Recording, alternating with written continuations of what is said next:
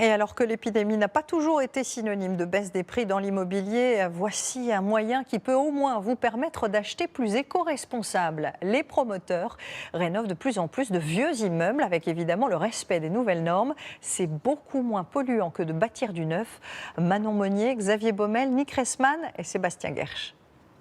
Partir d'un bâtiment HLM des années 50 pour en faire des logements neufs.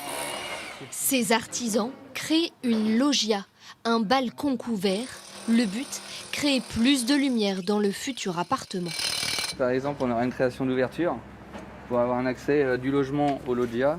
Il faut travailler en harmonie avec le bâtiment déjà existant. Ouais, la difficulté, c'est ça, c'est surtout s'adapter au maximum tous les jours.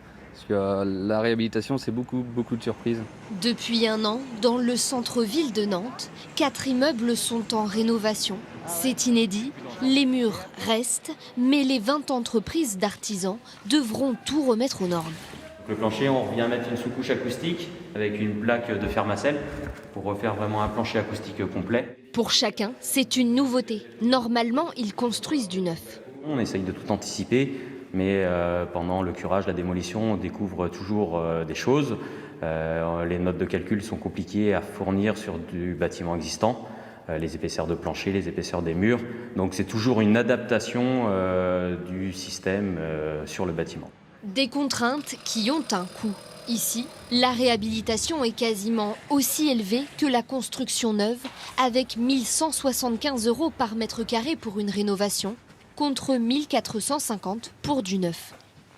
L'argument du projet n'est pas financier, mais écologique. Écologiquement parlant, c'est très bon puisqu'on n'a pas démoli en fait les bâtiments, on n'a pas retraité les déchets, on est resté sur l'existant. On sait pertinemment que le béton consomme et dégage énormément en fait de gaz carbonique lors de sa fabrication. Selon l'agence de transition écologique, les immeubles neufs sont 80 fois plus consommateurs de matériaux que ceux réhabilités. Au-delà de l'environnement, cet ensemble immobilier a aussi une valeur de mémoire dans le quartier. Ces bâtiments, ils sont typiques de la reconstruction, de l'architecture d'après-guerre. C'est très intéressant parce qu'on est sur un parc habité. Et ça, c'est de plus en plus rare. Et c'est aujourd'hui ce qu'on essaye de faire en général dans l'urbanisme nouveau. Ce projet est aussi social. Il a été confié à une coopérative immobilière pour rendre l'acquisition accessible à tous les ménages.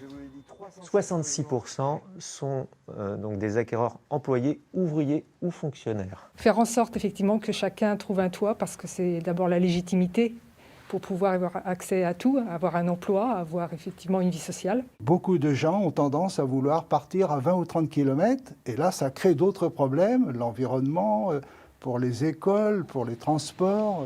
Plus éco-responsables, ces bâtiments incarnent peut-être l'urbanisme de demain.